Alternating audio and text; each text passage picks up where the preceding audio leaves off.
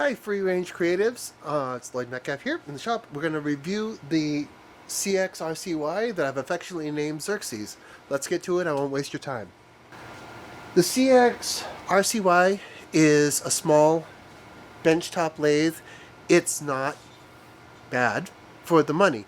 So it was at the price point of $379 or something like that, $370 on Amazon. It's a variable speed lathe, and I got it because it was a variable speed lathe. I didn't feel safe with my shopsmith that I was trying out from a friend, and I have never turned before, so I didn't know anything about lathes. Now I've used this for a few days, and I've learned a few things, and I have some thoughts about it. I have only a little bit of purchasing regret, but Xerxes and I have come to an understanding, and they're going to help me get through this. So, first and foremost, it's not a powerhouse lathe. I came at this with the intent of making small bowls and things, like not even big ones, maybe like 3-4 inch live edge bowls and cups. This is not the lathe for that. It is where it shines is small spindle turning. So small boxes, like little round finger boxes and stuff. It's going to be great. I think it's going to be a really good pen turning lathe. It's only 1/2 or 3/4 horsepower. I will follow up on that later and put that down in the description of the exact horsepower rating on it. Let's see. It's got a 1/8 inch TPI, so that was also a selling point for me. I didn't have to get any adapters for the threads. 1/8 is pretty common setting thread size for putting on different chucks and things, right? Also, the MT2 on the back end, on the tailstock, is this part here, which is the MT2 is standard for standard side lathe. MT1 is for like the mini lathes, but MT2 is pretty standard all around. So I figured I get attachments and things. Just go with the standard, and that was a selling point for me. For the price mark, the MT2 and the 1/8 is a selling point. The hassle comes in a lot of these lathes in changing the belts. It's variable speed, but you still need to change the belts to get to the different speed ranges, right? So small pulley on the motor, big pulley on the lathe, more power. Opposite, more speed but less power. But it's still underpowered.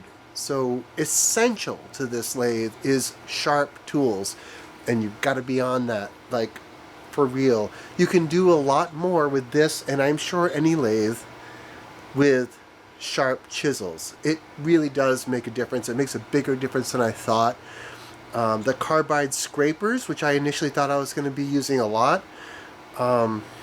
make this lathe struggle a little more, because you're scraping and it takes a little bit more force. So cutting chisels takes less force. Makes a smoother cut too, but you have to sharpen. You've got to sharpen more often. You've got to be conscious of it, and it's taken a little bit of practice, but I've only done this for like a week.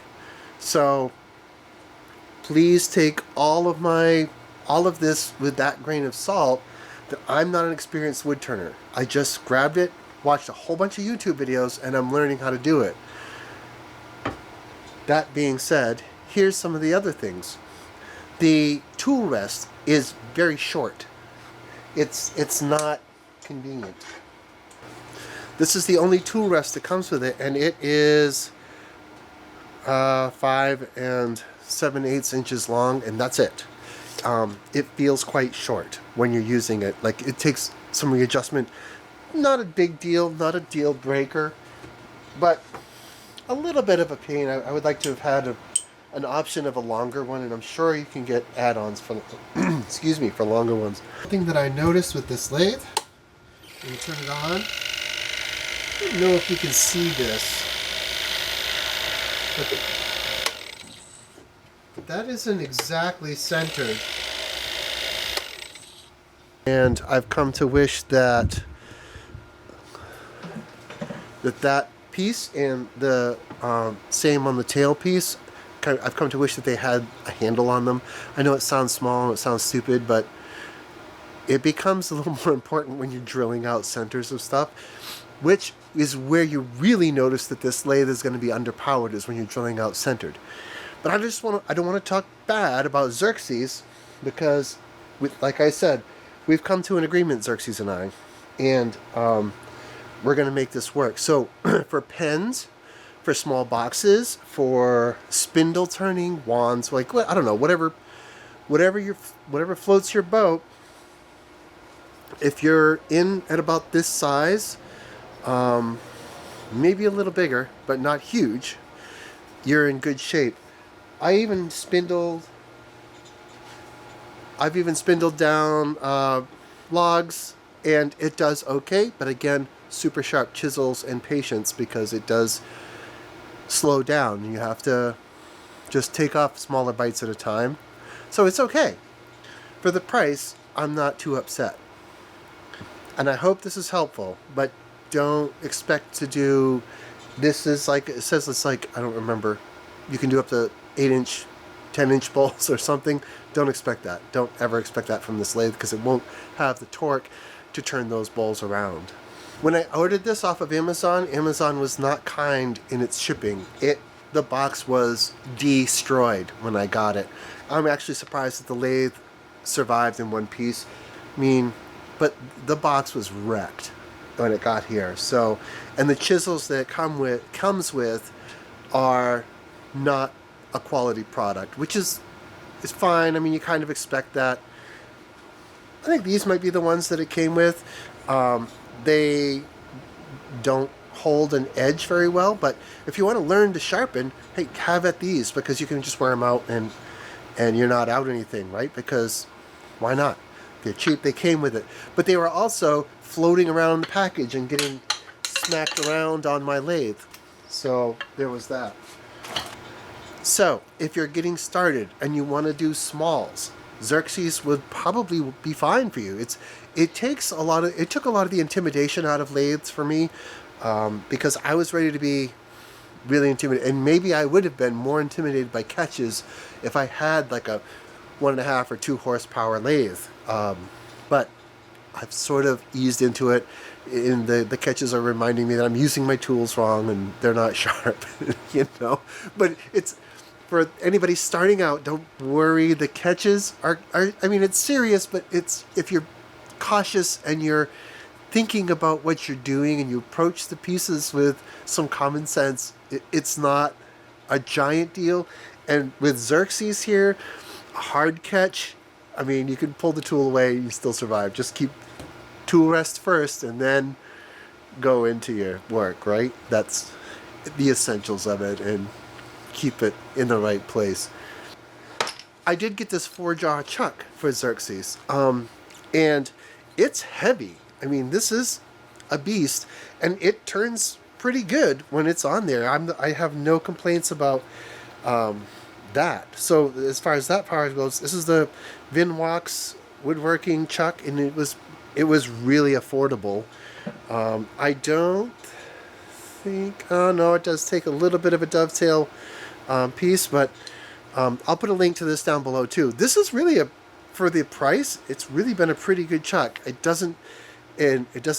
The jaws that come with it are pretty big, because like I said, I was planning to do bowls. I've got some smaller ones coming, step jaws to handle pen blanks and smaller finger boxes.